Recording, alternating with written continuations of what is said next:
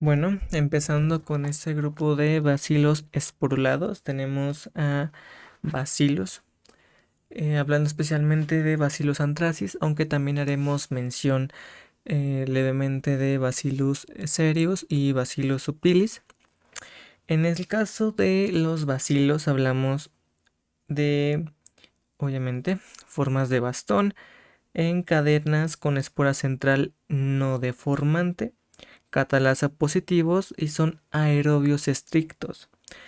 Y la esporulación, perdón, se da por un descenso en la presión parcial de oxígeno o en el descenso de nutrientes. Son en general móviles, excepto Bacillus anthracis. Generalmente se encuentran de manera saprófita, es decir, se encuentran en suelos, en el aire, en la tierra, de manera normal, sin causar algún daño. Sin embargo, si hablamos de Bacillus anthracis, ahí la cosa cambia, pues estos son bacilos con cadenas muy largas, son inmóviles y poseen una cápsula de ácido polideglutámico que se puede llegar a teñir con la tinción de McFadden.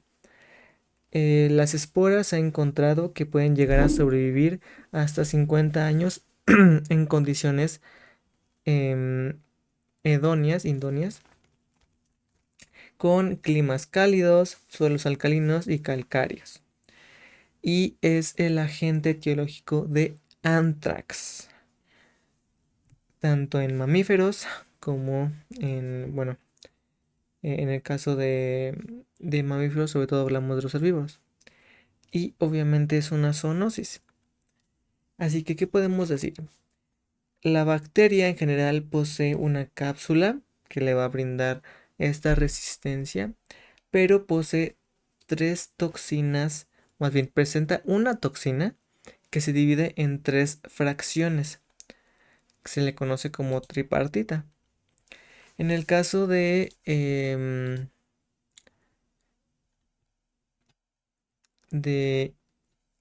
Anthrax, hablamos de un antígeno protector, AP, que se fija a la membrana celular formando un poro y da la entrada a los otros dos factores, que es el factor edema o Fe,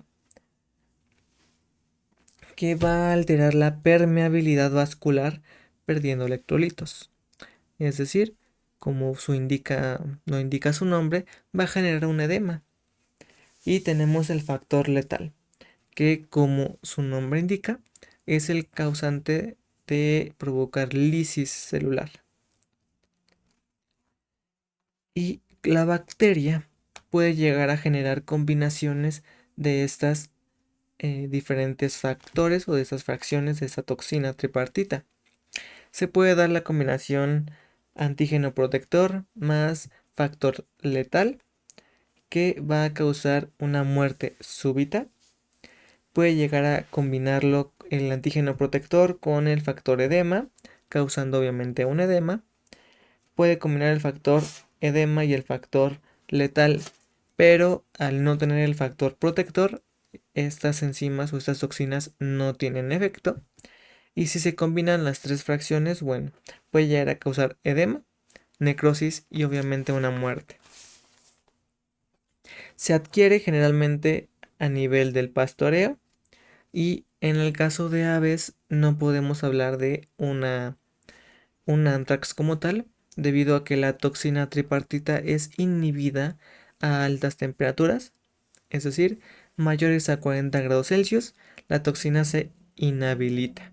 Por lo tanto, recordando que el ave tiene una temperatura corporal muy por encima de lo normal, pues esta toxina no tiene efecto en estas aves.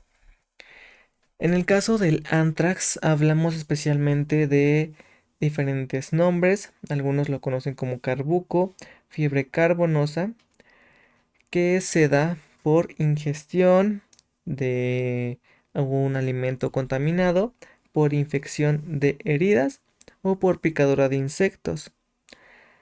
Y tiene una afinidad por el tejido retículo endotelial.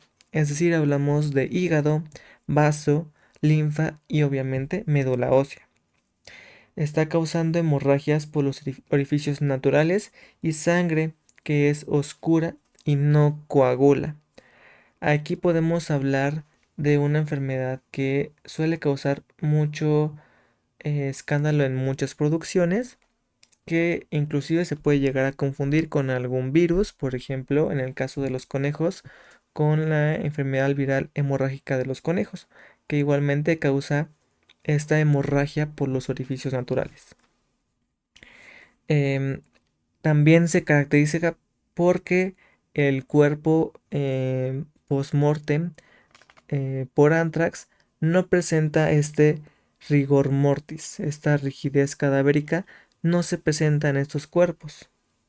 Además de podemos encontrar edema. El vaso se puede llegar a encontrar negro y muy friable.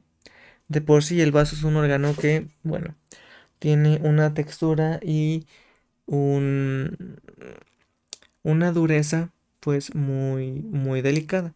Por lo tanto, el anthrax empeora esta condición y se vuelve más friable.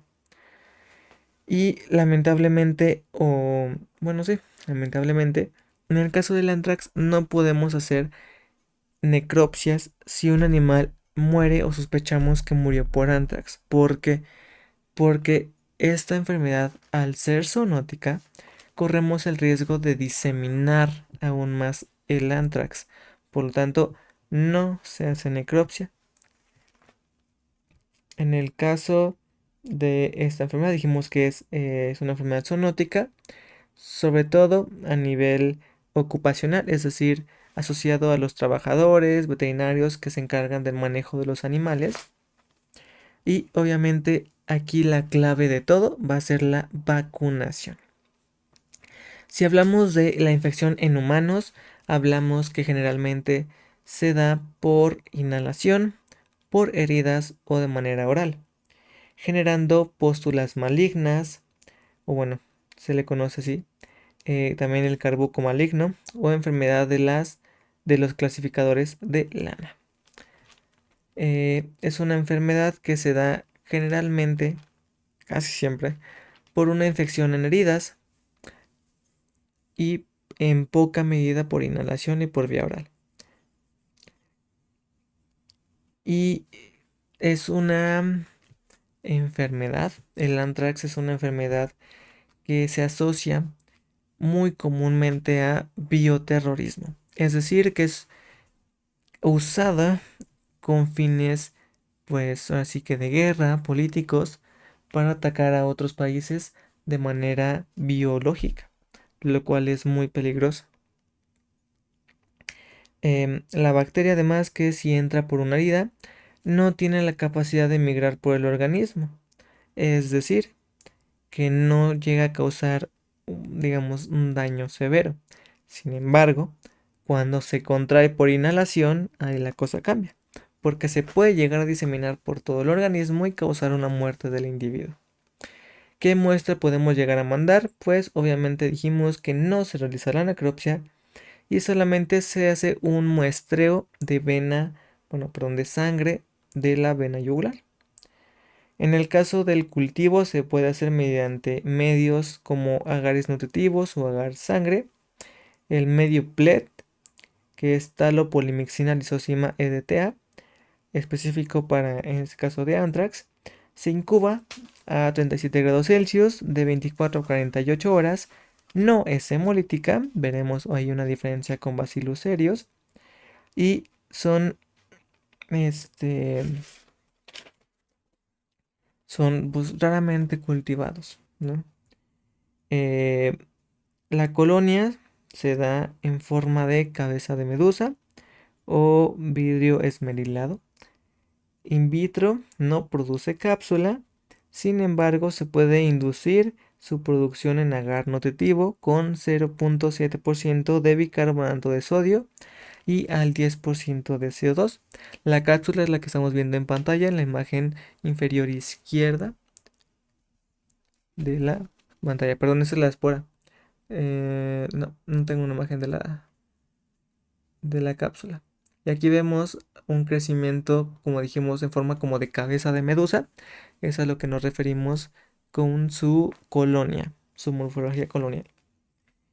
Eso es en el caso de anthrax, que ya dijimos, lo más importante es la vacunación. La vacuna que encontramos es la vacuna contra la cepa Sterne, que se aplica anualmente, sobre todo en rumiantes. ¿Qué otros bacilos podemos llegar a encontrar? Tenemos en el caso de los bacillus cereus.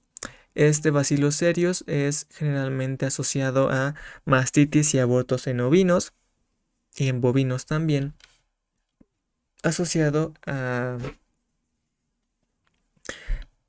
intoxicaciones alimentarias por enterotoxinas generadas por este bacilo, generando una diarrea, una enteritis, con una diarrea con un poco de sangre. Y a diferencia de antracis, Bacillus cereus, pues sí es hemolítico. Y en el caso de Bacillus subtilis, bueno, es un bacilo que generalmente se asocia a otros géneros de bacilos y generalmente se encuentra contaminando el agua, el suelo, los productos animales, algunos instrumentos quirúrgicos y ocasionalmente se llega a identificar en humanos, pero es muy poco probable. Hay muy pocos casos de Bacillus subtilis en bovinos y en ovinos, pero bueno, cuando se ha encontrado se asocia a abortos generalmente.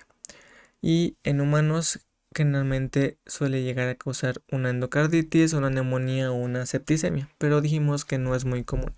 De aquí el que más nos preocupa es Bacillus anthracis, por esta enfermedad del anthrax que es altamente zoonótica y es un problema de salud pública.